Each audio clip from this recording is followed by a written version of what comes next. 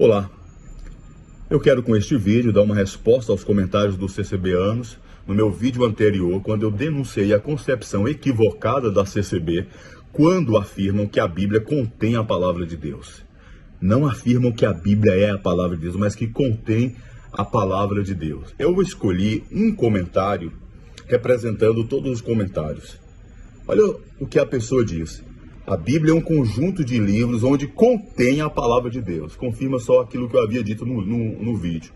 Ou você entende que a fala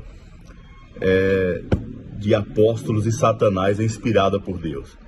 Perceba que a CCB faz uma confusão entre inspiração e revelação. São dois conceitos diferentes. Revelação é quando Deus fala. Quando Deus falou, por exemplo, Jeremias capítulo 30, verso 2, Deus mandou registrar sua fala.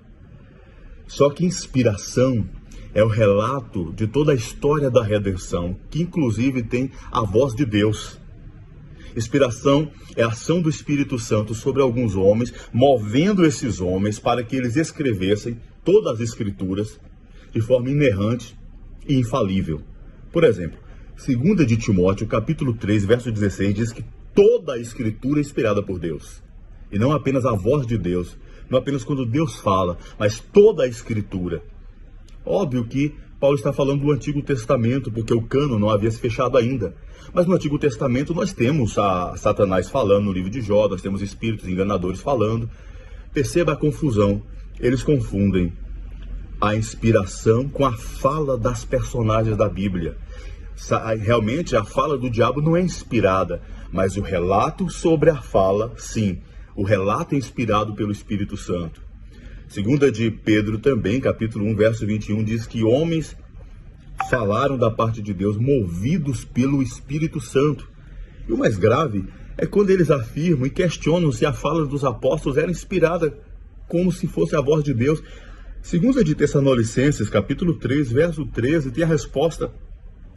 Paulo, falando aos Tessalonicenses, diz claramente que as suas palavras são palavras de Deus, por isso que a Bíblia é a palavra de Deus. Olha só, outra razão ainda temos nós para que, incessantemente, dá graças a Deus, é que, tendo vós recebido a palavra que de nós ouvistes, que é de Deus, acolhestes não como palavra de homens, e sim como em verdade é a palavra de Deus, a qual, com efeito, está operando eficazmente em vós, os que credes. A palavra dos apóstolos era a palavra de Deus, também inspirada pelo Espírito Santo. Então, vocês precisam de discipulado.